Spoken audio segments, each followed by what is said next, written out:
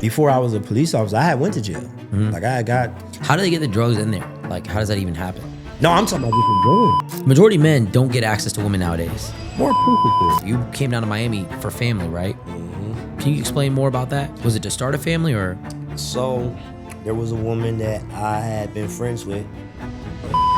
I hate New York. I can't stand New York, bro. I don't think it's a clean city. I think it's and some people like, oh, I love New York. In 100 years, they had never hired a black officer.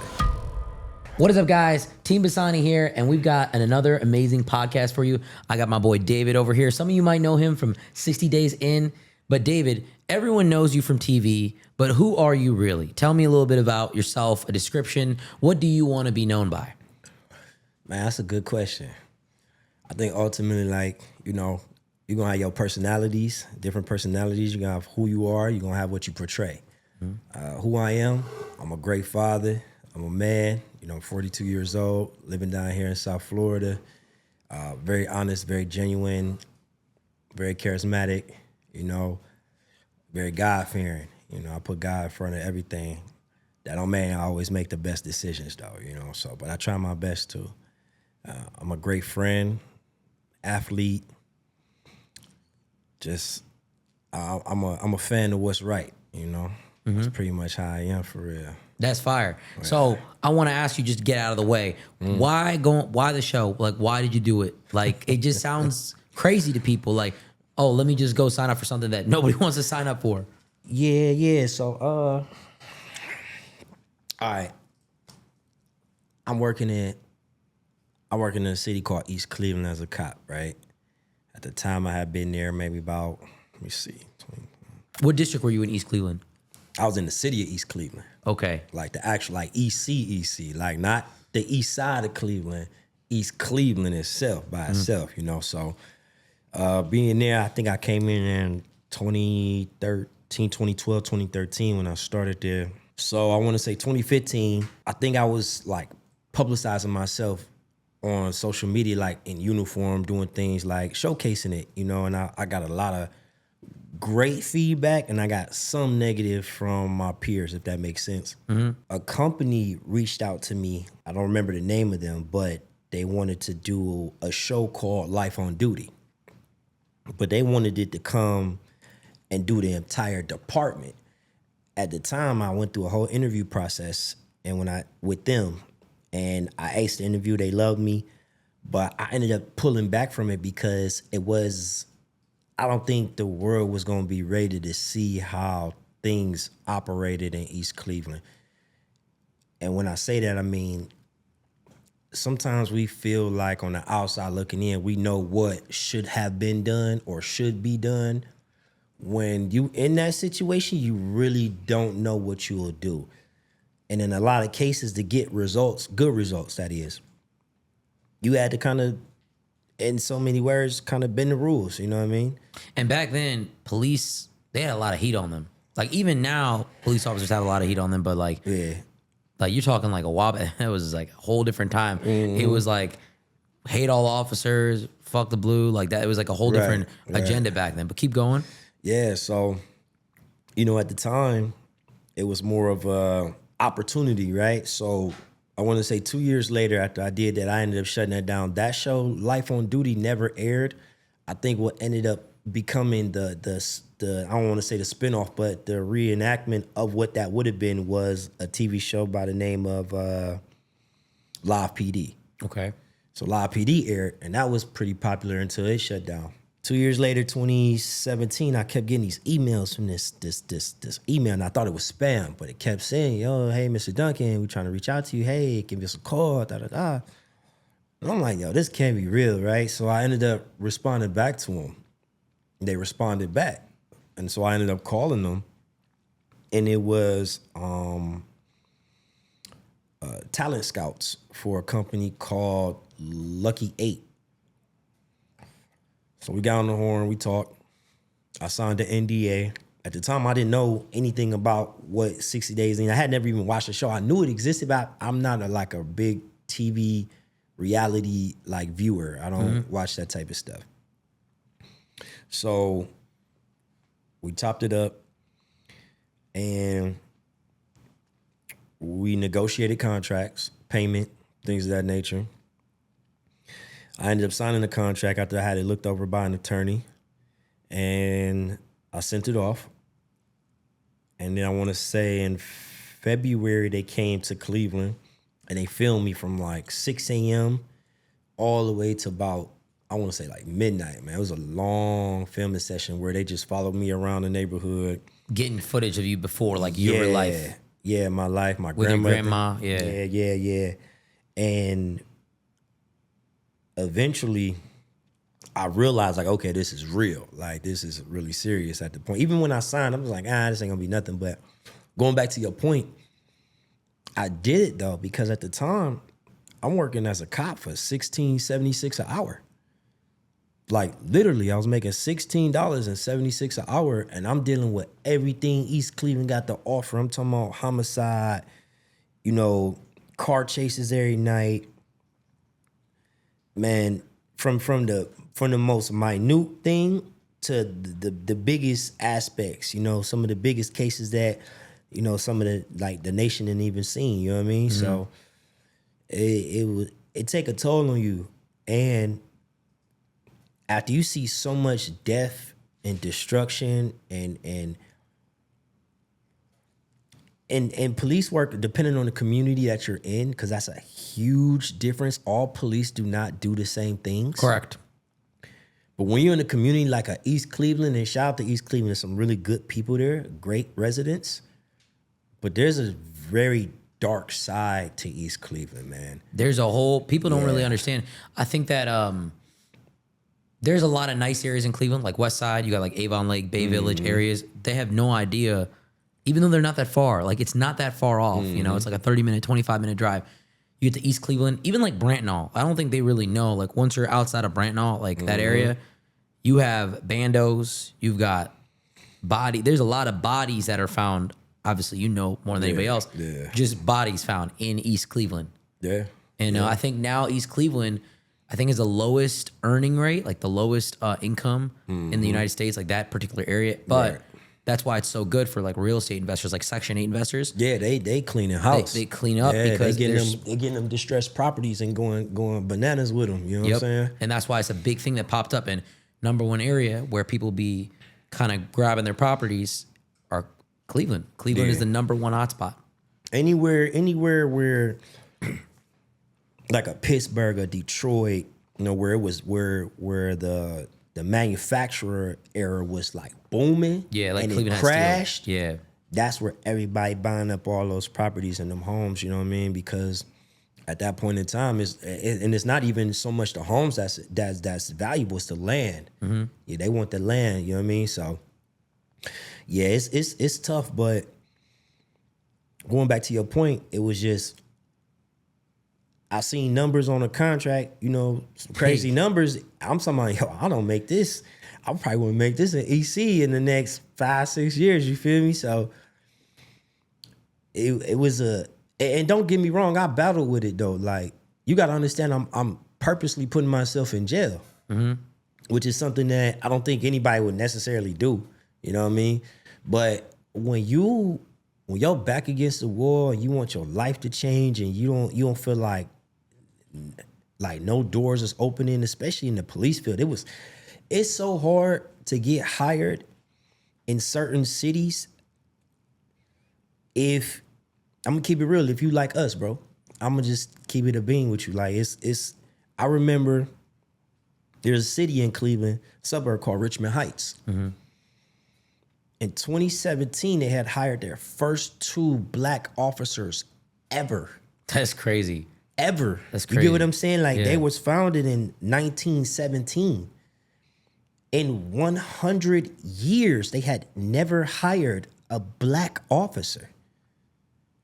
I just want you to put that in perspective. No, so now crazy. Start looking at a Manor. Start looking at a Rocky River. Start looking at a Westlake, a Eastlake. Yeah, they got a few sprinkling there now, but to be real with you, like getting those type of jobs that's high paying, you know what I mean? Like Beechwood, where in those areas you're not doing much but stopping traffic. Hey, your muffler's too loud. Nah. Hey, your taillight's out. It's more chill. I did a ride along with Mayfield Village, and I was going through their process. So I'm like, I'm gonna do a ride along, show them that I'm really interested. So I went and did it. I think I did a ride along for maybe like 6 hours, maybe 6 to 8. In that time frame, he had one call for an alarm drop, which was nothing, and he helped a lady on the side of the road with a flat tire. That was it. But I'm talking about they get paid. They call them the progressive police because that's where the headquarters is there. So like they make buku money, bro. But like somebody like myself, I'll never get in. The problem with the police industry in general, like, and the feds, right? They don't look for every reason to hire you. They look for every reason not to hire you. Mm-hmm. Technically, when you go through a hiring process, you under investigation, to be real. They checking your history, your family history, your parents, everything. They gonna find everything man, I don't care if you got a truancy ticket. They're gonna find it. You know what I'm saying? Mm-hmm. And depending on who in the position of power and what their culture is in that department, they may not rock with you because you either don't fit the culture or you're not like a blank sheet of paper that they can write on. You get what I'm saying? Yeah, 100%. And mold you. So I was kind of, once again, shout out to EC because EC gave me a shot when low-key I was getting turned down. I got turned down at CMHA, bro. And they was making $12.83 an hour. You shouldn't be shooting down nobody. Yeah. You feel me? Like, at all. You know what I'm saying? But, you know, I ended up going there. Shout out to my boy Lee, Charles Lee, man. He put me on. He told me to go over there. And then I had a commander by the name of Copeland, Commander Copeland, James Copeland. Copeland had retired there. He was my commander in the academy. Mm-hmm. So I chopped with him. He pulled some strings. I got in. But in hindsight, bro, I was just looking for an opportunity, man. I felt like maybe this would open more doors to me in the future, which in reality, it really didn't. It really didn't. What's the biggest thing you learned from it? The whole experience? Because I watched all your clips. I watched the whole thing, and I dissected it. You know, that's before I bring anybody on, man. I do a little deep dive just to understand more about you, right. and obviously, I don't want to ask redundancy. Like I want to be like I want to talk about the things that nobody else talks about. That's one of the things I pride myself when I talk to people. Right. And you had started off in the show, right? Just coming in like I'm gonna be different. I have a unique experience. Mm-hmm. You were with your grandma. You have basically no family from what I understood from the show. Mm-hmm. No parents like that were really there for you. And then you came in and then you instantly saw like, man, like you took over. That's how and you know what's funny? Some people hate you on the show. Yeah, I know. But some people like you on the show. Yeah. And the reason that people like you on the show, from what I understand, is that you made the show entertaining. Right. That's the big thing. So you were like the one character in the show that people watch the show for. No, for sure. Not because they agreed with everything that you did, right, but because they were entertained by you. And sometimes they did agree with you. Right. But you made a lot of connections. What's the biggest thing you learned from the whole experience? Man, so many big things I learned. So many big things. To dumb it down to just one is tough. I'll say this. The entertainment industry is a dangerous game, bro. It is. It's a dangerous game. And know that when you sign a contract, you really become a pawn. My question to you, like just side note, I didn't understand how they did the interviews on the side, if they did it before, because you kind of went in like undercover, right? And so like if you're getting pulled aside to talk after every single situation, if I was an inmate, I would think something. But then they started having the inmates talk more about you, like a rocker and different people like that. Right. Where they were giving their 2 cents about situations and stuff. But in the beginning, I'm like, yo, like this is too obvious. You know what I mean? Like they're gonna know. Yeah. Can you explain that to me? How they go about that? All right. So I'm gonna put it all out there. So in actuality, they had to interview all the inmates so it didn't look fishy. That's what I thought. Yeah. And so they just didn't use the footage.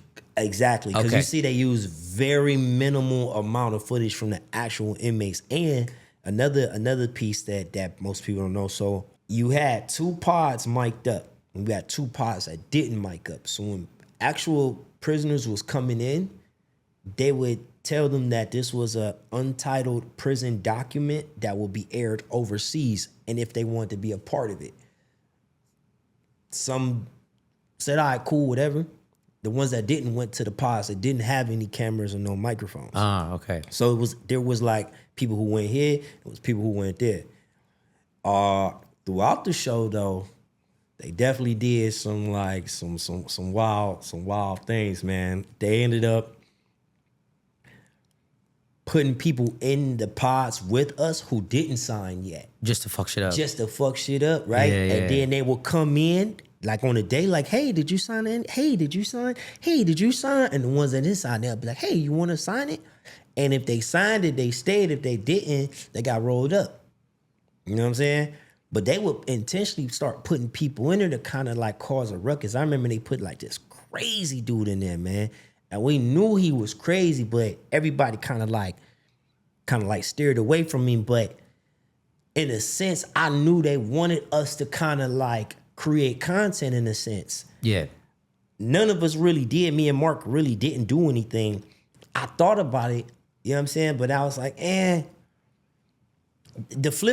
right, so the flip side of that coin too is we was the first season where they allowed us to meet beforehand. Most of the time they dropped the individuals and you didn't know who was who. So they let us meet. So it was almost like an informational. And they discussed to us like, yo, if you fight or you do anything in there, we're going to actually charge you. Yeah, bro. Oh, that's cooked, bro.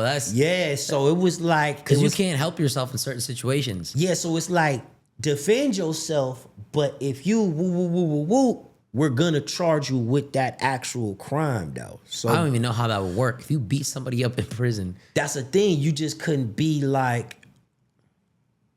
It's weird, man, because when I look back at like Abner, and when he slapped, I think his name Ikea or Akaika, he slapped him, he initiated that. Mm-hmm. So I'm thinking to myself, like, all right, so what y'all gonna charge him? You feel me? But I don't know this, of course, until way later on. You know what I mean? But it kind of messed with you mentally because it's like you going into these interviews, right, every Friday. So they pulling this out like every Friday. And they grading us, though.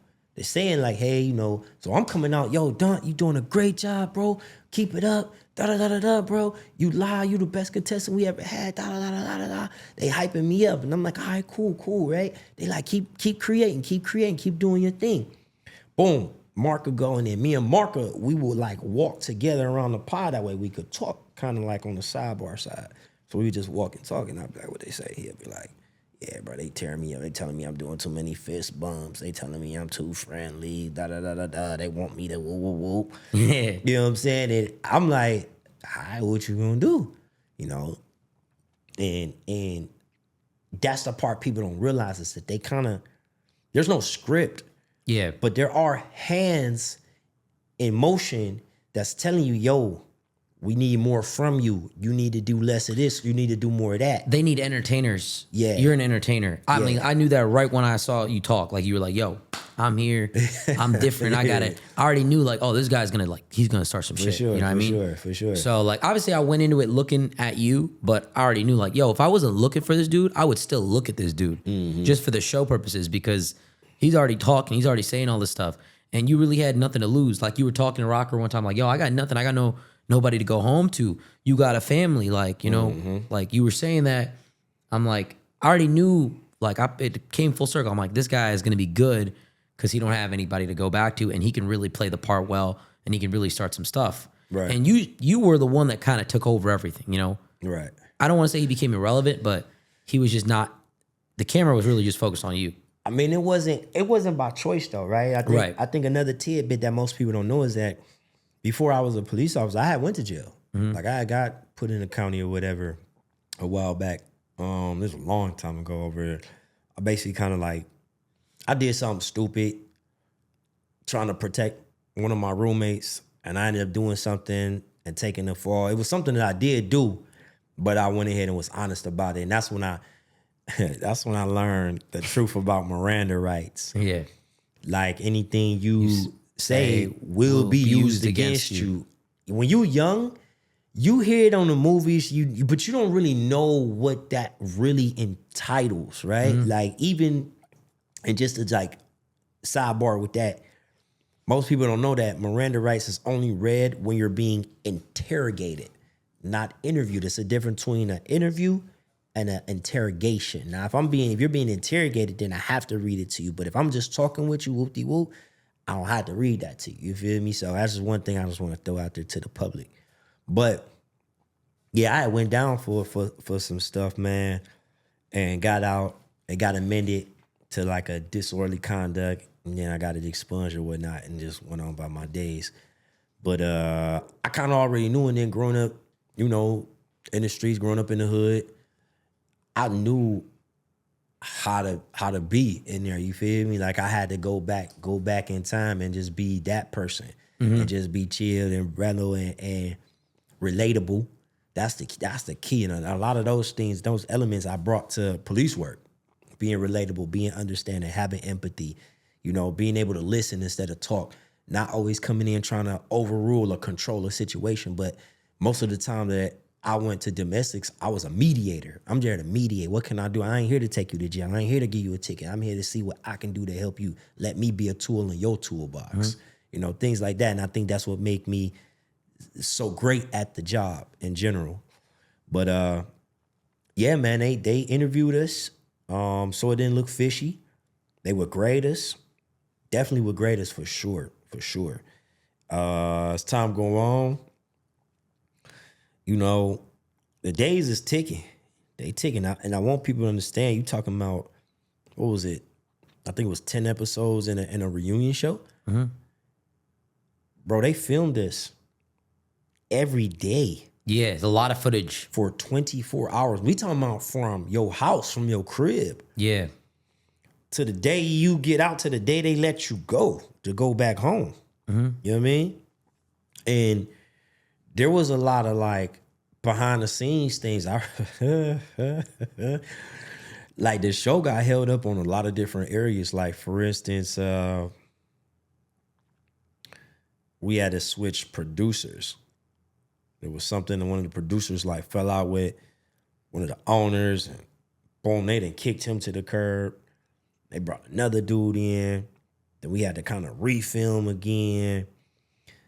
It was a lot of nonsense behind scenes for real that showed me the real ugly side of like of entertainment. You know what I mean? So yeah, that if I had to say one of the main things I learned is how brutal this industry really is though, for real. Like it's cut. Like you think like white collar and all that cut. No, the entertainment business is literally like, man, ain't no true friends in that, bro. It's all about like what you can do for me. If you can't do nothing for me, then I don't need you. And matter of fact, I might step on you for real. You know what I mean? So it's tough. I think it's getting even worse now, entertainment industry, because it's all about what happens on camera. There's more people are now entertainers in different ways. Social media is taking off. Yeah. I feel like but I feel like that's true with a lot of industries. Like you can't really trust a lot of people in a lot of different industries. It's really just where you're placed. But with your time there, were there any valuable lessons that you could now extend out to the public that you would probably tell people? Like, obviously, don't get in trouble, probably the biggest thing. But I feel like one thing I noticed about you is that you try to mediate certain beef situations. You try to talk. You try to get involved. You know what I mean? That was really interesting because one thing about me, when I was younger, I was a hothead. Like, lost my father when I was young. I was angry kid, right? Irrationally angry. And I realized after doing MMA and fighting for so long, like, yo, this is like the dumbest thing you could do, right? I never really got in trouble for all that stuff, but like you're one bar fight away from your life being thrown away. You never seeing your family. Something happens in some situation, you're completely done. So my biggest advice to a lot of people is like, yo, don't fight anyone. Like literally do not fight. Someone spits in your face, you got to walk away. It sounds bad, but like I just avoid all conflict. Unless it's like a life and death situation where you really got to pull up and defend yourself. Fighting is stupid. It's worthless. And even like saying stuff like, yo, I'm going to mess you up. That's like a considered assault, you know? Right. These types of things are very dangerous. These are like my biggest lessons from my childhood, like when it comes to like stuff like this. what was the thing that you would have to say for people? So there's a part in there where I said, it's like I repeated. I say, everybody does drugs. Like everybody. And it was real though. Like seriously, like while I was in there, I've never been around so many either drug addicts or drug users in my life. How do they get the drugs in there? Like, how does that even happen? No, I'm talking about just in general. Like Okay. they were just like that in their daily lives before they went to jail. You know what I mean? It wasn't really too many drugs getting in. What they would do sometimes is like they'll get like pills from the nurse or whatever. They'll tuck them, and then they'll move their tongue around and they'll look, but they'll still tuck it and they would kind of crush it, and then they'll snort it. You feel me? Like quote unquote like a drug.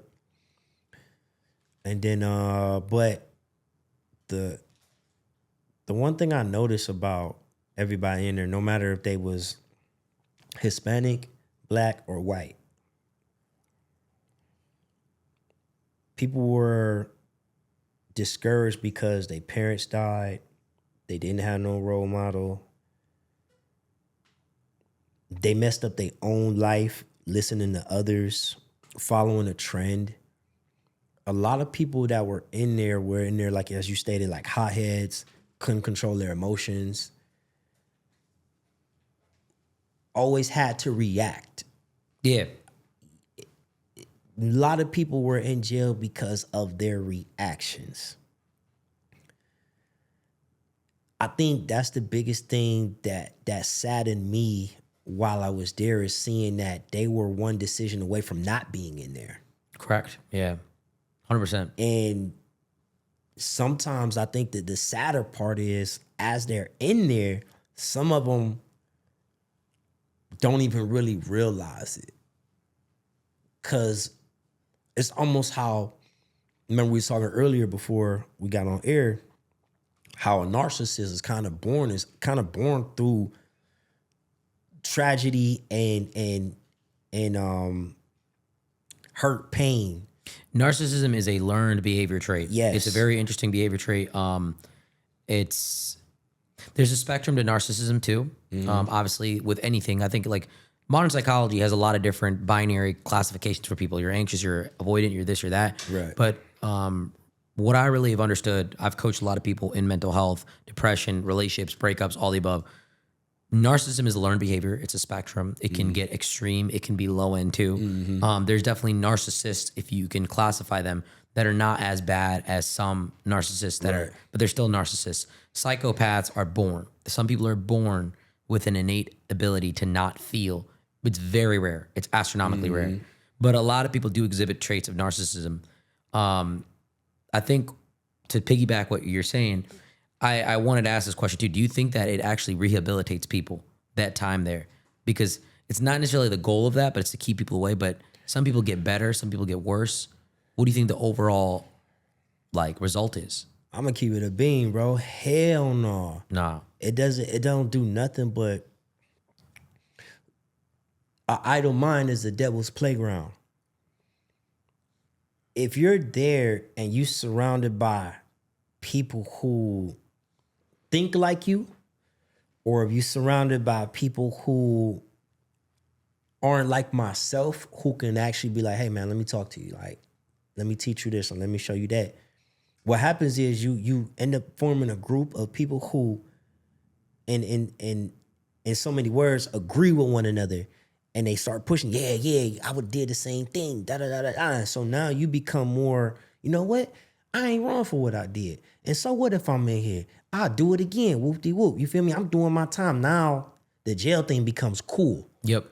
I did my time. I don't care. I'll do it again. Whoop-de-whoop. Like, if that's your thought process, like for instance, prime example, right? I was talking to one of the inmates, and I kind of was like, yo, where the law books at? And dude was like, oh, they took them a few years ago. I'm like, what you mean? He was like, they don't let us, because I think it was like every Wednesday, we would get the book cart would come, and we could grab a book and exchange a book. We had to give one back to get one. So I asked one day, like, yo, why don't they don't let y'all get any law books? And he was like, they don't want us to be educated on the law, bro. They want us to be like dumb. So being in there, I learned that the justice system is 100% terrible. The problem is this, is somebody told me this maybe like a few years ago. He said, the U.S. justice system is awful, is god awful, right? So, but it's still the best the world. I was about to say that. I was about to say, it is the best justice system I have seen outside of everything else, because the other ones, they treat these people like animals, bro. Facts. Like straight. And there's a lot of drugs, a lot of violence. There's a whole, to the point where some people don't want to even leave because there's an ecosystem that is built within there. Right. And in some places that are so corrupt, if you're a bad person, you can really live like a king in these places where they bring in women into the jails and they do all sorts of stuff. Like, I'm talking like third world countries that you can really get crazy with this kind of stuff. And there's no regulation. Like, the US has a little bit more regulation, a little bit more of a system. It's not a great system. It doesn't help people. I think there's some people that make a good a good mindset out of it and they become better. Yeah. But for the most part, it kind of just. No, I'm already knowing. I'm hip. You know what I mean? And that's the thing. Like, you know, I always learned, you know, anything man-made is bound to fail. And we're not perfect, so we can't build anything perfect. You know, so. If you were to change it in a way, what would you do? The justice system?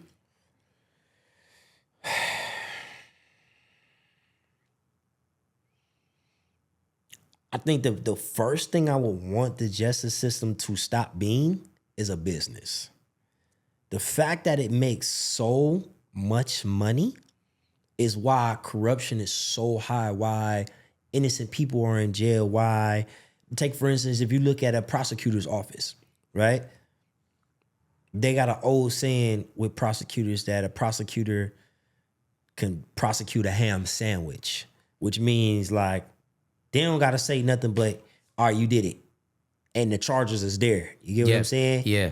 So if you look at like most defense attorneys, if they can't cut it as defense attorneys, guess where they go? Prosecutor. They become prosecutors because it's way easier. It's way easier to say he did it than to say, nah, my client is innocent and I'm going to show you. Yeah. You know what I mean? They say that you're innocent until proven guilty. It's actually the other way around. You're actually guilty until proven innocent. In most cases, that would be my first thing I would want to do is how can we separate the business portion from this? Because if you look at jails that's being built, they ain't doing it because they trying to rehabilitate anybody. They're doing it for money. It's almost like how, you know what it equate to? If I have a nursing home and I got beds that's open, no, I need to fill these beds, right? Because I need sick people. Exactly. I need to fill these beds, same as in a jail. I need these jails to be filled. And the one thing I noticed with being in jail is a vast majority of people that's in jail are people of our color. I have to say I've seen it with my own eyes on a couple of occasions, not just the show. I feel like people of color are easier to prosecute. You already like put in a certain box. They obviously come from, like, it's a cycle. Like growing up in Baltimore, like there is one rule in Baltimore that was abided by that was really hard, and it's like you can't touch an athlete. Like you cannot fight or mess up athletes because they have a way out, okay? Or someone that's very musically talented, extremely musically talented, like that has some kind of thing. Because that's the only way that you make it out there. You either become rapper, athlete, that's how it is. Like, my father died, we moved to Baltimore. We moved to a really bad area of Baltimore, right? And we had barbed wire fence around our neighborhood. That's how bad it was. Like, it was crazy. And the point is, it's a cycle. People never get out. And so the people grow up. Everyone knows somebody in jail. My brother's in jail. My cousin's in jail. My uncle's in jail. This, that, and third. They're in prison more so. You know, they're doing time. And so it almost makes it cool. Like, No, you know, it is. Like right now, like even if you listen to our music, bro, our music glorifies going to jail. and getting out, Listen, going to jail, not snitching. pulling tight on your ops. Yeah. You feel me? Shooting, killing. I'm gonna say something that's crazy. The youth now don't even care about like women like on a sexual side like they when I was young, like that was big. Like, yo, you get you son, you hit that, you know, whoop-de-whoop, you whoop.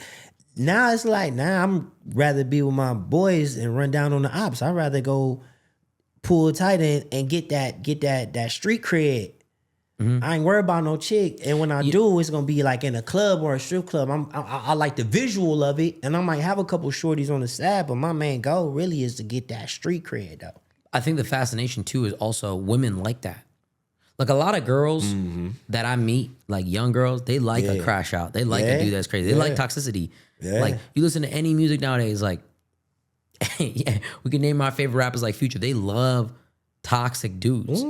And when I was younger, obviously, like when I was very young in my early 20s, I was toxic, you know what I mean? I wasn't the type that like ever put my hands on a girl or anything crazy like that, but I would like just mess with them all the time. Like I would just manipulate, and women would manipulate me as well. We'll go both ways. I dated a lot of women that were very manipulative.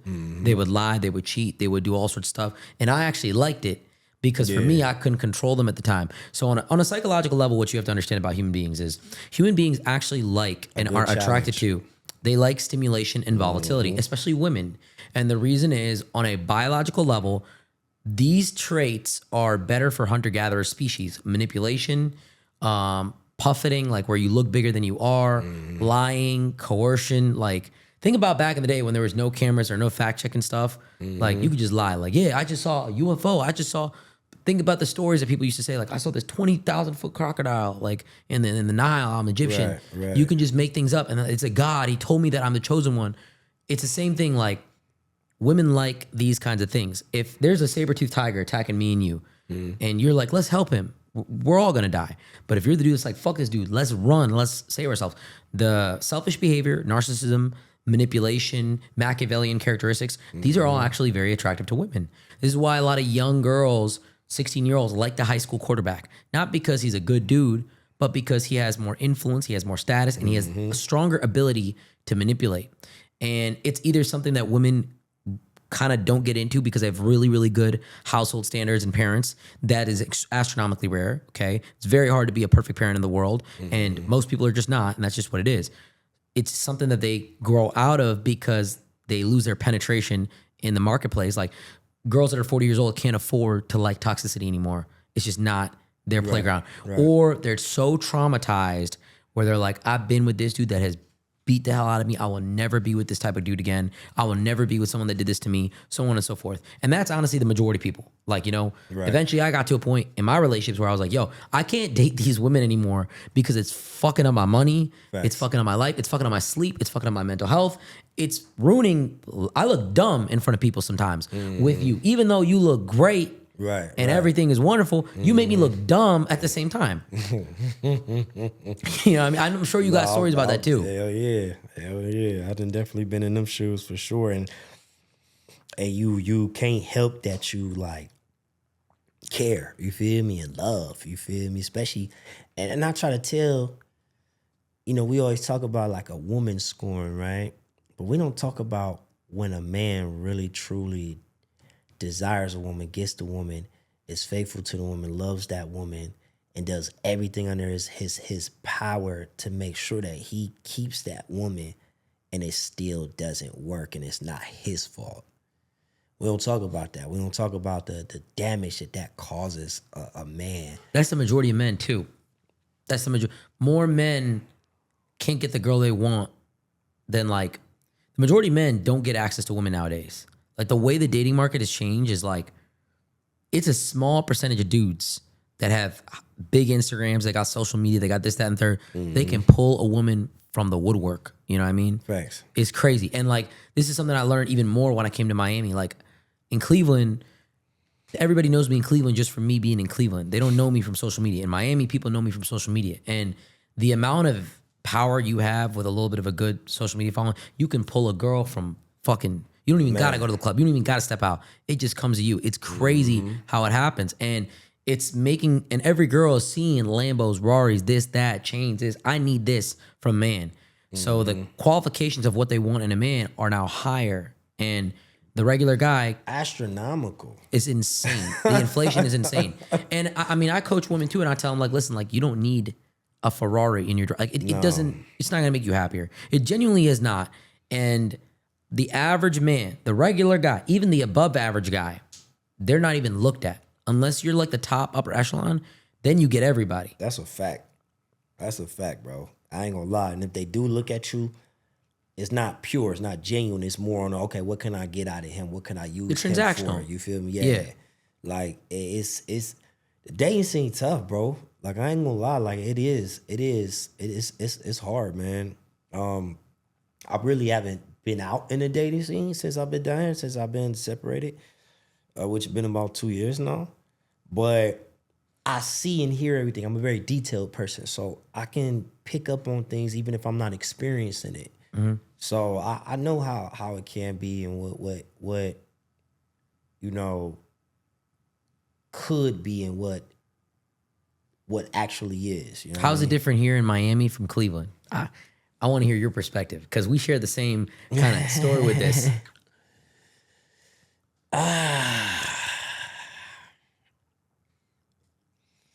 Cleveland women they're more humble. They're more chill, more relaxed. I would say more appreciative. They don't need the trips to Bali. They don't need the back shots on the balcony. They don't need the you get what I'm saying? Like they mindset, like they cool with your presence. Yeah. They cool with your time. Yeah. They cool with you just being you, being genuine. If y'all cook together in the kitchen, that's like amazing. Like, oh my God, we cooked together the other day. Like, we made spaghetti, something simple. You feel me? Like, and then we sat down and we just watched TV, watched a movie, we cuddled. Like, they are more inclined to the small things. It's the small things that count, small things that matter. Out here, it's more of status, presentation, it's a competition. And it's sad to say that I see women competing on such a high level and not for the right reasons, right? Like I always say a man will take a woman who has nothing and turn her into something. But a woman who has something will never grab a man that has nothing and turn him into anything. As a man, I feel, this is my thoughts, as a man, you are born with zero value. You have no value. I agree. Your value is predicated on your success. Like, what can you do? What can you provide? Who are you? What are your capabilities? And what's the longevity of it too, right? Because you can be up one day and down the next. Women will always have value being born because number one, they can birth children. But number two, and this is where men probably fall a little short, we chase the cat, bro. Period. Like, you ain't even gotta be bad. Yeah, you gotta just you just gotta have you just gotta be there. You gotta be available, right? Yeah. And it's crazy because I was telling, I asked him a question. I said, yo, what's your greatest gift you can give to a man? Like the greatest gift. And they said a whole bunch of things. But they didn't say the answer. I said, you know what the answer is? Access. Yeah, 100%. Access to your mind, your body, your heart, your past, your present, your future, your home, your children if you have them. You know what I mean? Like, once you give a man access, that is the greatest gift you can give a man. In my opinion, what's the greatest gift that a man can give a woman? I've had mixed reviews, but majority has been good. But I say the greatest gift that a man can give a woman is a relationship. Commitment, because we control the keys to commitment. Women control the keys to access. And they may go in inverse directions too. Like you might commit and then get access in a sexual manner, in an intimate manner, or an emotional manner. Or you might get that first and you may never commit.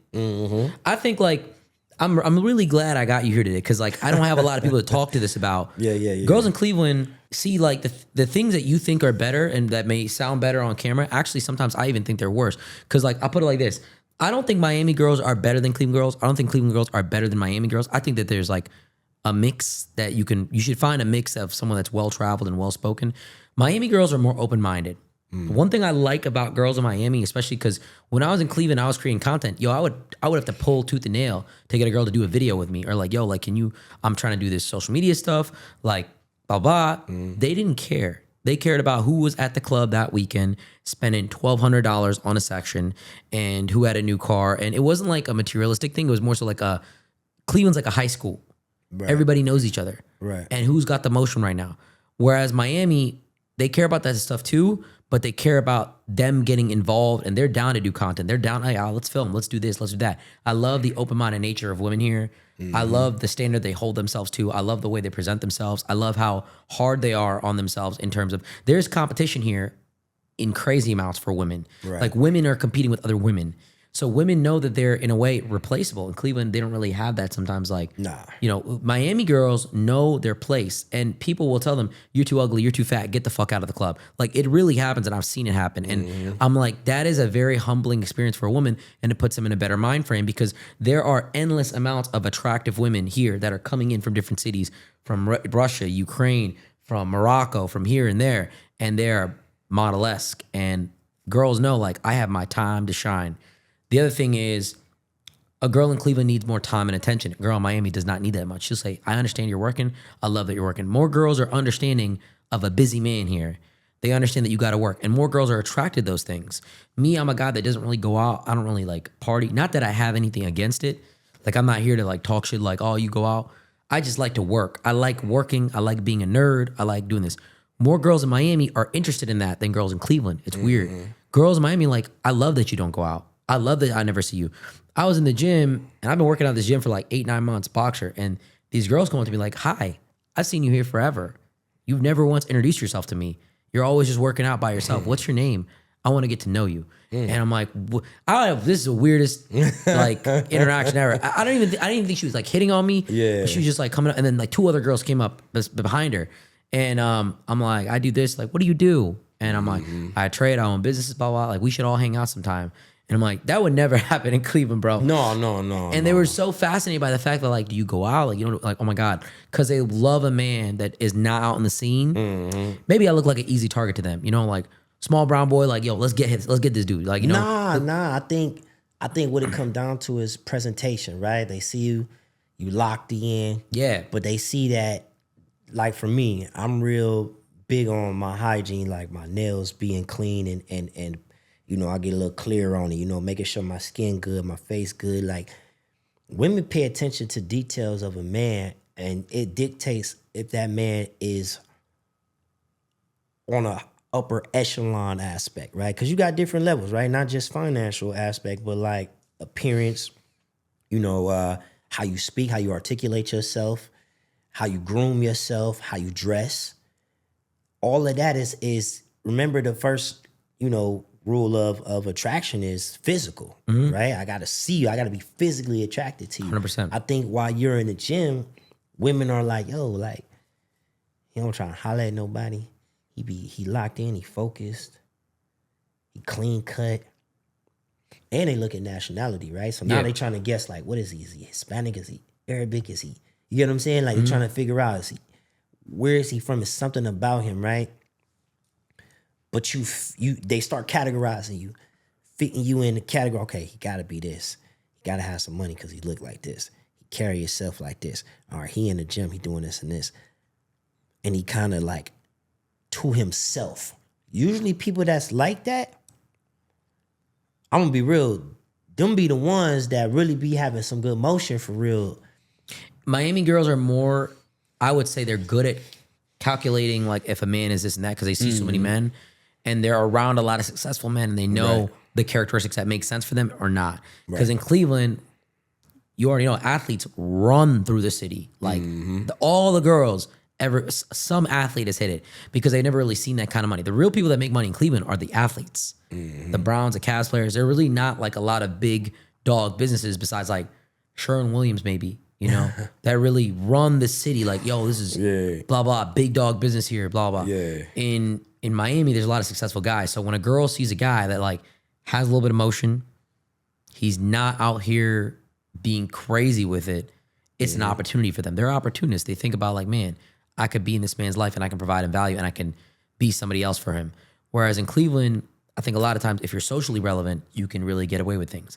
And that's an edge in itself. But I like girls in Miami. I like girls in Cleveland. I think the one thing about Miami is like you never know where a girl's been. You never know what she's done. You never know what she's seen.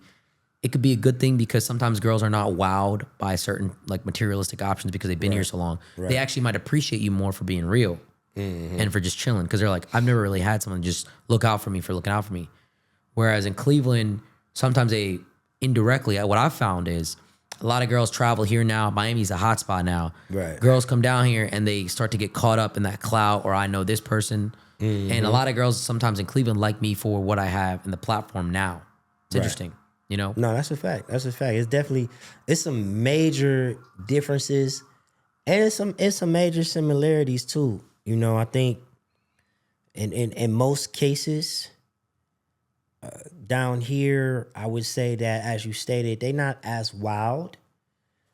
And I mean, because there's nothing for them to, especially if they're attractive, right? If you're attractive, you automatically on a yacht.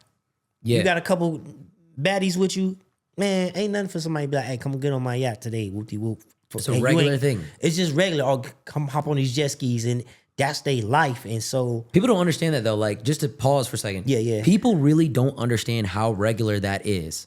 It's not, bro, like people from other cities don't understand like, oh my gosh, she was on a yacht. I'm like, that is like you could get on a yacht. Like don't even like feel like you can't. Like any girl that comes here because there's just yachts here. Yeah. They need to fill it with women. It's like, sometimes it's almost too easy to get on there. But keep going on your point. Nah. I mean that's the thing. Like down here, that the amount of access that you have down here, like even when I post on my stories, I always tag like Miami, Florida, because I want to motivate. I already know it. Yeah, I want to motivate people to be like, yo, leave, bro. Like not just busy, but you got one life, and we live in this huge world. I'm not even saying stay in America. I'm saying like relocate. Go stay somewhere for a minute. If it don't work, you want to go back to the crib gonna always be there. But you'll never know if you never do it. Yeah. You know what I mean? So I try to motivate people, and my inbox be flowing like, man, you got the top down, you got the da-da-da, man, it's so nice there, bro, blah, blah, blah. Like, man, how is it for real? And I'd be like, I tell them the truth. And in most cases, I think they be with it. And then let's say a party get thrown, and they go to the party and they know everybody and they see everybody and it's like, this ain't that bad. This is where they're at though. And then they resort back to just being in that bubble. You know what I mean? It's a bubble. In small cities, I would say Miami is the best place in the world to live if you got money. If you are someone that has money, status, influence, it is the worst place in the world to live if you don't have those things because all you're going to see is other people that have it get access to the things that you want. You are basically window shopping all day in your life, from the women, from the cars, from this, for that. Yeah. You are going to feel FOMO. And that's how I describe Miami. So if you're going to come to a big city like this, you really have to have a good mentality to work. The irony is a lot of people here, I feel like, don't work. Like women especially. Like nah. Women, since I'm gonna be real, since OnlyFans, bro, women been running a bag up so crazy on there. So fast. So crazy. I don't care if you the slightest influencer on there, dog, like, or content creator, dog, like, I know chicks on OnlyFans, bro, on the slight side pulling in like $20K a month on the slight side. Like they ain't even posting on like that. They just got the rebuilds going. They doing some other stuff, man. Then Shout out to my boy Jimmy Smacks. You know I know what I'm Jimmy saying? too. That's my dog, man. Yeah, I know Jimmy. You know what I'm saying? Jimmy found an avenue. Jimmy You found a feel me? crazy avenue. Man, listen, man, dog. That's my dog, man. I ain't gonna hold you, dog. That's And my he's boy. funny. Yeah. That's my boy, man.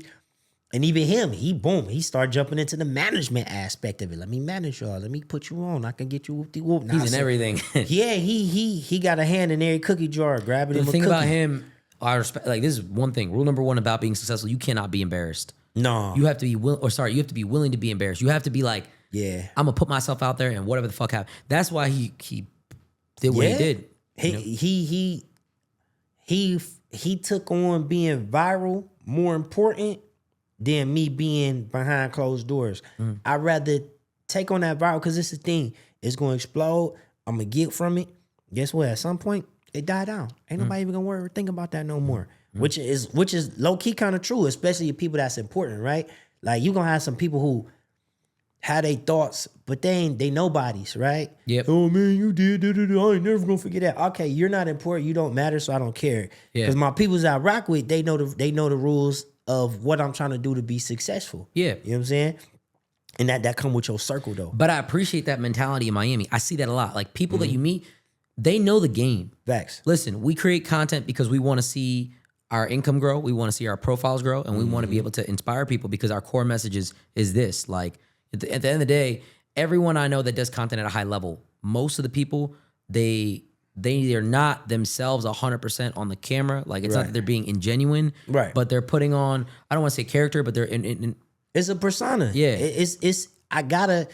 You gotta realize at some point though. that's what the internet is. It's like TV channels now. Right.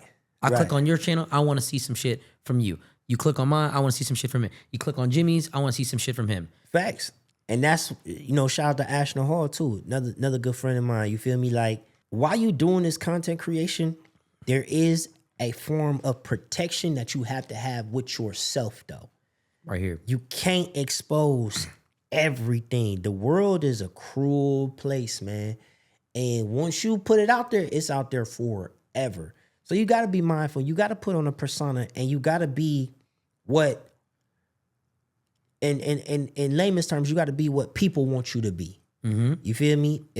That's just where it's at. And it's not being fake or phony. If I could change my persona and inspire 10 million people, who cares what you think, or are you being fake or phony? Bro, I just inspired 10 million people, bro. One of them may be the next president. They might become the next business owner. They might mess around and for instance, like your grandparents might have to go to a nursing home. One of them might own the nursing home that your grandparents at, Everything is paid forward. You know what I'm saying? Pay it forward. So you just never know. That's why I don't judge, bro. I don't judge. I don't know everyone's story, and I know that we all have a story. Whether you was born into wealth or you was born into poverty, middle class, whatever, we all have a story to tell, period. Now, regardless of if you care or not, that's neither here nor there, but that's the key of having empathy, understanding, and relatability, is knowing that you're not the only one that struggled. You're not the only one that made it. You're not the only one who was hurt, brokenhearted. You're not the only one that loved. You're not the only one that lost a loved one, gained a loved one. But if you don't carry that mentality and it's just you're going to fight an endless battle. You know what I mean? Yeah. You're going to fight an endless battle because it's always going to be about you trying to prove something, or trying to prove a point. And once again, that's where these mental cues come into play. And now what wasn't important is now important. What wasn't emphasized is now emphasized, right? Like, if I've met people, even going back to the jail aspect, hearing the people talk about their loved ones and they losing them, I'm like, yeah, I did too, though. Yeah. But I want you to know that there's another way to handle that, though. But I realize a lot of people love walking with crutches and their legs work. I want you to understand what I'm saying. No, I get it. They love walking with crutches, but they legs work. People like being victims because it's always better to be coddled and to, I mean, it's like I see a lot of people here, they complain about the problems that they have and they're living a good life. And even I can be in someone in that situation like, man, I got all these problems, blah, blah. But then like gratitude is such a hard thing to kind of learn in life. It's very hard. And also communication, which you talked about a lot in the show, that's not always explained to people from a young age. People don't grow up in households where things are communicated properly and it translates and it makes them. I think your childhood has such a big impact on who you are. And it sucks because we don't have a lot of government intervention when it, like, I don't even think the government could solve it, but like there's no system that kind of ensures that a child is being taken care of at a very high regard. What happens behind closed doors is like what happens. And if you have a good childhood, great, you're set up significantly better for success. And good means not necessarily like you got a Rolls Royce in your driveway, but you just have people that care and love about you. Like that's it. That's it. If you have a bad childhood, you have a very bad thing to sit on. You have a bad foundation. I love meeting people from different places because I understand a lot more about their mindset, and it's crazy to see how big cultures are, like how different they are, and how their childhood shapes them. One thing about like a lot of people here in Miami, people are very motivated. Like I was there's a school bus that comes down Brickell, this street right here. I'm like, what the. This makes no sense to me because these kids are seeing these Lambos and these Bugattis. I'm like, yo, like, what do these kids think, bro? And they see all these girls. I meet girls out that are like 17 years old in the club. I'm like, yo, what are you doing here? Like, you know, like me, like DMing athlete. I'm like, their mindset is warped. I don't even know if it's a good or bad thing. I think it's a bad thing, but like you said when we were talking earlier, you came down to Miami for family, right? Can you explain more about that? Was it to start a family or? So there was a woman that I had been friends with, and we were good friends. And one day we crossed paths because of her father that was killed, and I was helping help them out with the situation or whatever on a different side of it, like police side, but more so on another side too. And so my grandmother had died a little bit after the show, but when I came back home, she had died. And that was who raised me since the age of 3. So I was in Cleveland basically by myself. And I was the executor for her will. So I kind of had to stick around for a little bit. And me and her kind of hit off. And she got pregnant probably within like a month and a half. It was not planned or expected. So as time went on, you know, it was really rocky. It was really rocky.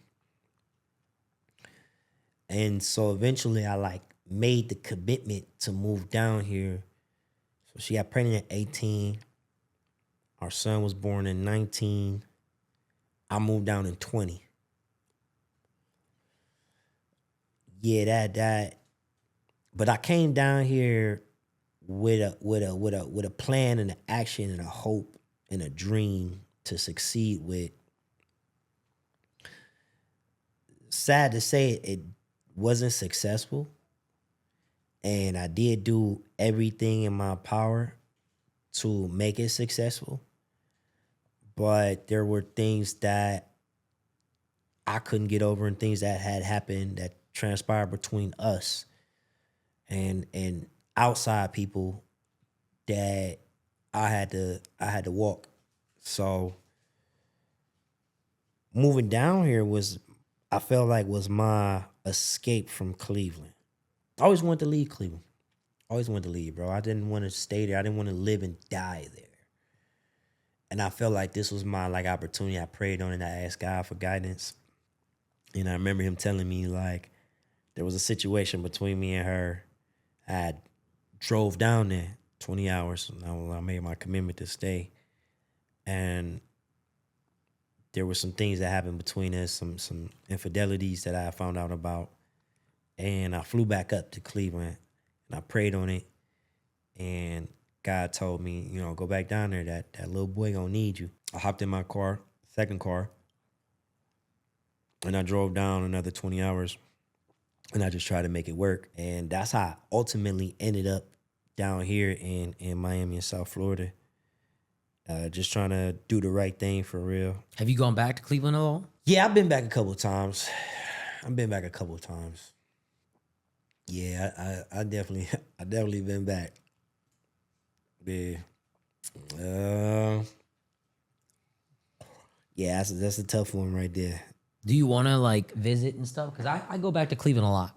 Okay. And I don't do it to like really build anything in Cleveland, if that makes sense. Right. It's Okay. because Miami is not real. Everything here is not real. The cars you see here are not real. Like not everything is rented. People think like everything is rented. Like that's not true. Like people Right. have money here. Like Right. it's what's people think that every girl here has a BBL and this, that, and the third. Like I'm like, Nah, that's not even the it's case not for even real. it's not even the case. And that's the funny thing. Like I'm glad you understand it. But like all the Cleveland girls, like, oh, like you like BBL bitches, you like this, that. I'm like, the thing let me break this down in a mathematical sense. I always try to do this with the girls. In Cleveland, 1 out of 10 people that you see on the streets are around our age, right? They're younger individuals, whatever it is. And the chances of a girl being like in the vicinity of 20 to 35 years old, it's not like that high as it is here. Everyone here that's out and about, they're typically younger people because this is the kind of area that it is. So not only are you going to see a lot of younger girls, but there's also more of a preference on working out, fitness. Fitness community is huge here. It's insane. Like if you're not in shape in Miami, what the fuck you doing? If you're not going to the gym, what are you fucking doing? It's a different level of game here. And that's why like there's girls that you see with certain figures, that's all natural. And then there's some girls that don't have a figure that have work done that you may not even understand. And so I always find that interesting about here to there, the perception of what it is. But I do like going back to Cleveland for one reason only. I can isolate. I'm not distracted. Right. There's stuff going on here in Miami that's like real shit. Like, oh, this person's going to be here. There's an event. We're going to do this. We're networking. There's some genuine connections you can make. In Cleveland, I don't want to say like, I don't want to put Cleveland down like that, but like there's not a lot of people that you can meet in Cleveland. No, I mean that's not putting it down. That's factual. It's just like, if you go out, like, oh man, like we got to go out tonight, bro. This club is having this DJ. It's not a thing in Cleveland. Like, and it's not going to change your life and nothing's going to happen from it. And it's the same people. Every weekend, same spots, doing the same things. Yep. Drinking the same liquor. Talking about the same bullshit. Man. And everyone is someone's ex. And so it's easy for me to say, it's nah. tough. It's tough, man. Me going back there, like my son is there. And not because I wanted him to be there. My son is there. And it's tough for me to go back there. You gotta realize, like, both my parents Jamaican. I was raised mainly in Cleveland, and then I spent a lot of like my summers for a long time in Jamaica. That's fire. So going back is not conducive, right? Like granny gone, pop's gone, grandfather gone. My mom, she live in Long Island. You know what I mean? She left me when I was 3. We talk now, but we're not like close. We cool though. And so when I go to Cleveland, it's like nothing for me there, bro. For real. Like memories. Some good memories, some good people there. But I feel like it's a black hole. I like to go there and just remind myself, like, this is what real society is like. Yeah. It kind of motivates me. It sounds weird, but like, I walk in a room and there's a lot of good people in Cleveland. And I see the things that they're concerned with and the drama that they're into. They're like, this girl, like, Cleveland, like, when you say, like, I know a girl from Cleveland, my instant reaction is like, what's her name? Like, I probably know her. Like, you know what I mean? Like, it's like that. It's like, it's on that type of shit. Like, who, let me see, like, I know, probably know. Especially if it's people that that deal with like higher women, you get me? So 9, 10 times, it's not that many there. So if he name them, you'll probably 9, 10 You'll times know her. her. Yeah. Miami, like, you don't know Rebecca or Stacy. You don't even know, oh, she's from Oregon. Like, she flew in here for the weekend. Like, you don't even know who the fuck. Bro, I'll drive through, like, let's say I come down to like Midtown or I come down to the Brickell or whatever. Every time that I come down here, it's it's like it's a different selection. Bro. Like it's so many beautiful. I was texting them last night. Man. Like, I was like, yo, there are so many women out. And they're like, yeah, it's Miami. I'm like, but bro, No, but there you are don't get so it. many women Yeah, out. like you don't get it. Like even if you go to like a eatery spot, you sit down and eat, your waitress walk up, you're like, damn, she fired. Like, Exactly. you know what I'm saying? Like I've been in them situations where I done seen women like, damn, you live here? Where you been at? All right. You know, where you be kicked? Like, you know, you think like that. Like, man, it's just it's such a mixing pot. You know what I mean? And a lot of people that's here not really born and raised here. Yeah. A lot of implants. Man, so many, bro. So many from so many different countries. So many It's different. fire. Yeah, it's beautiful, man. And I think that's once again, I love Cleveland. I appreciate what Cleveland did for me. It molded me, it shaped me, it gave me many experiences. I love Cleveland. But if you're talking about staying there, living there forever, Growth ain't gonna happen there. I can't do it, bro. And you know the sad part is, it's not the sad part, but it's the truth. Anybody that I know has gotten really, really successful, they move out of Cleveland. They leave. And that's why you don't have that success that stays there and that lives there and harbors there. And that's a very dark, like, it's an unfortunate thing. Like, you know what I mean? Like, the city's not built up enough to where it can kind of retain those individuals. Right. But at the same time, it's like, it's not doing, it's in order to retain those individuals, it needs to become, the way that it's going to become more successful is by retaining those people. You know, like the celebrities, athletes, those people that go to Cleveland and like they grow up in Cleveland, they leave because they know that there's better out there. And it's not necessarily that Miami is better in every way. I just like to go there because the work I do, I trade. You know what I mean? Right. I go there. That peace and quiet. Yeah. That chill. That laid back. Nobody's bothering me. Yeah, And you know what other thing too? Sounds bad, right? I could get anything I want in Cleveland. Anything. I mean, you've created a path though. Yeah, and that's the thing. I know too many people. I know all the business owners. If I need this, if I need there, if I need to park here, if I need to drive the car on the sidewalk. Like, I know the police officers all on the city. Like, I know everybody. You know what I mean? Like, it's not like I'm a king overlord or anything like that. No. But it's just you like, just got great relationships. exactly. And I can do what I want to do there. And I have a base there. And I got, like, if we need to go play flag football or we need to go kick a soccer ball or we need to go lift some furniture, I got 10, 20 dudes I could call up. Yo, here in Miami, people are busy. Yeah. People got their own agendas. Yeah. And Everybody on the move. Everybody on the move. And things have to make sense for, if I want to call 20 girls over my place in Cleveland just to come kick it, hey, let's go. I'll watch They it. coming, bro. They coming. No questions asked. In Miami, it's like, it's- it's no. a whole different game. Yeah. And they so simple, right? You be like, yo, I'm gonna have wings, pizza. Yes. You feel me? We gonna watch movies. Yes. Oh, girl, I'm about to call my girl. Where's We the about to caviar come. here? Like, Yeah. it's a different game here. Yeah, it's different. Are you on bro. a yacht? Like, blah, blah. What size is it? It's a whole different game. Man, them be the ones that they got exposed too early. Yeah. You know what I'm saying? Like, and I tell people, especially people that may have daughters or whatnot, like, be mindful what your daughters get exposed to, because if that bar get raised too high, It's bad. man, she may never find love. I know a girl that was in Cleveland and she was a young girl. She came to I throw these annual Super Bowl parties at my spot. Okay. She's a young girl. And like, I didn't realize how young she was because I didn't really know her because somebody else brought her. Right. So she was like 18, okay? Okay. And she came to my party and everything like that. And she was a cool girl. I just met her. Hey, how are you?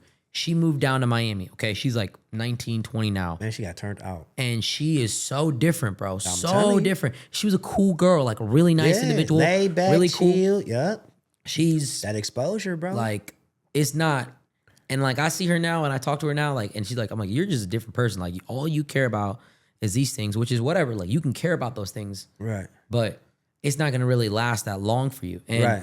it's insane. Like, I think people talk about the Miami effect of how you look better. I don't necessarily think like people necessarily look better as long as it's just like some people just get more influence in fitness. You know what I mean? Because I look the same as I did in Cleveland to here. I just still took care of myself. But the mindset has changed so much. And I think it corrupts women. It makes them look crazy. Yeah, I think that's the downfall of social media, bro. That's the one place where you can look and be anything that you quote unquote want to look and be like, but in reality you're not. Right? Like, even in my younger days, bro, pull up to a girl chick crib, she bad, cold. Nice little piece online. Get to her crib, filthy, trash. Like, she not even clean herself, like, for real, Hate that bro. shit. Like, it's the worst. It's like, it's hard to navigate. That's my biggest turnoff with women. If you are not clean as a woman, because I'm a man, right? Yeah. And I keep my place organized. I keep my place clean. As a man, I do that. And there's a stereotype like, oh, men are dirty, men are this. No. I used to work at the nightclub, and I used to clean when I was really broke. Like, really, I was living in my car. I got a job at the nightclub, and I used to help them clean for certain things. The girls' bathroom was disgusting, bro. Trash. Disgusting. Disgusting, bro. Bloody tampons, this, that. Bro, makeup, hair right? everywhere. Disgusting. Ugh. And if you ever lived with a woman, I lived with a woman for a period of time when I was younger. Like, I had 2 female roommates. Bro, the bathroom was a war zone.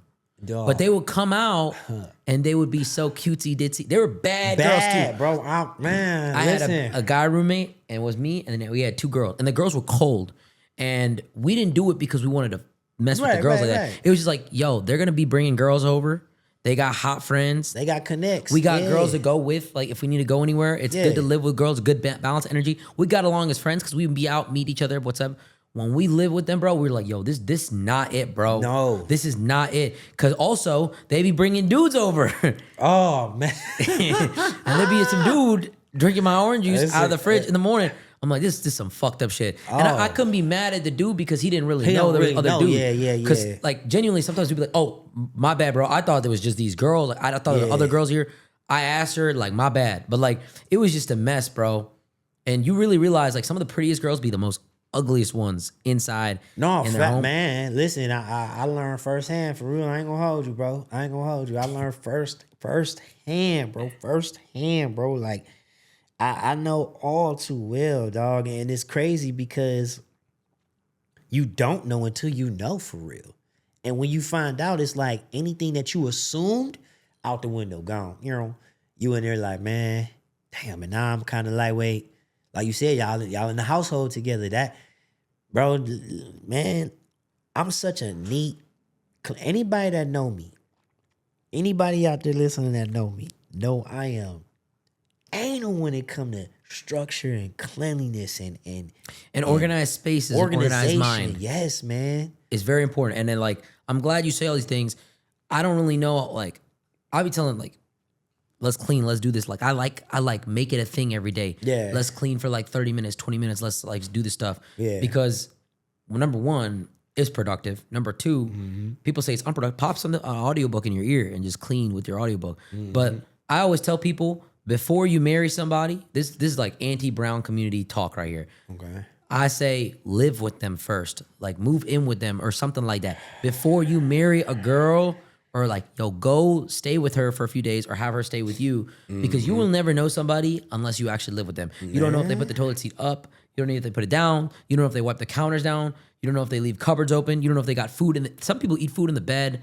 And hey, it is what it is. This is what it is. That's the truth. And it go for both aspects, like male and female. Like, sometimes you and just to throw this out there, stop falling in love with potential. Yeah, it's the worst. Oh my gosh, bro. Like, cause that disappointment gonna hit you like a ton of bricks, dog. When potential just doesn't become reality, oh man, you gonna get the blunt of it for sure.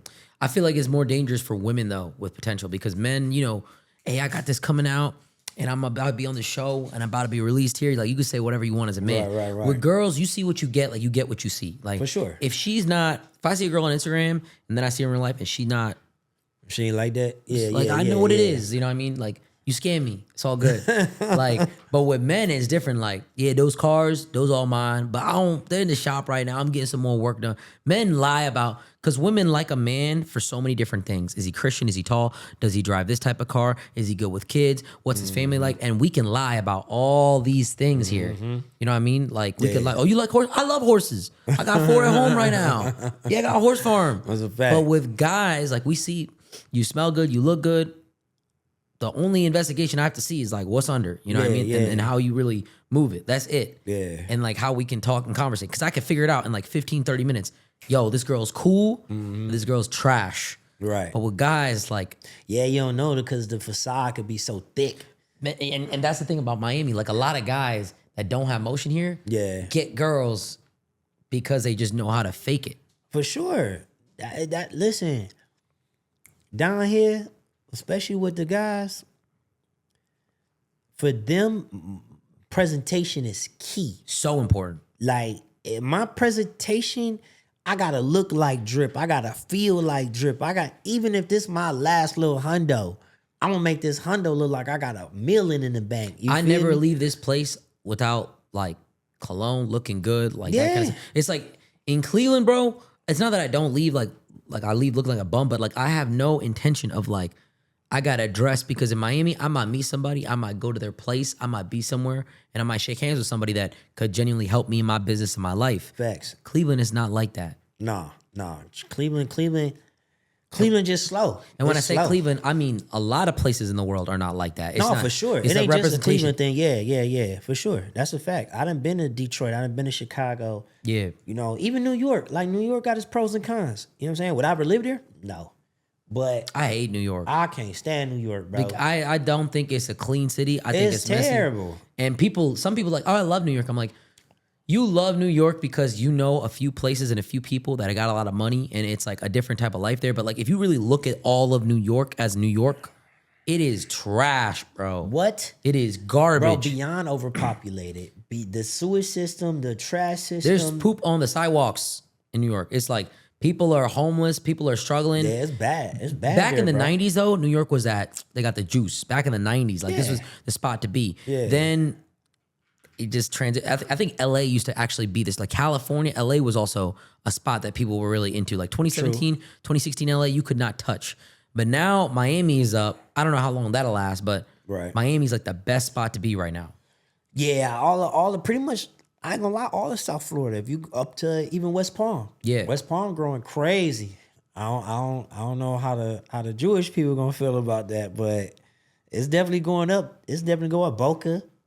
You know what I'm saying? Even places like Deerfield Beach, like they going up. You feel me? Like this really is in America. If you talking about access, weather, presentation, and just overall like atmosphere and aesthetics, ain't no place really better to me. I think this is the best spot if you're doing content too. Like that's a Yeah, big thing. yeah. If you're like, here's the thing I would say. Like if you're like in like industry, like if you're like in like, hey, I'm a carpenter, I'm a mechanic or this type of third, like I think certain places like Cleveland could actually be better because, and if you're raising a family, like I don't know how you feel about this. I would rather raise a family in Cleveland than Miami. You think Miami is better? I wouldn't do it in Miami. I would do it on the outskirts. That's what I'm saying. Like, Yeah. outskirts, South Florida is good, but still in the outskirts, there's still a G-Wagon, a Ferrari rolling through a neighborhood. Yeah. I mean, I'm gonna tell you why I like the school system here, though. Right? Like, you get to experience so many cultures in your classroom, Yeah. and you learn multiple languages. In Cleveland, like, bro, my son, by the age of 3, knew how to swim. You feel me?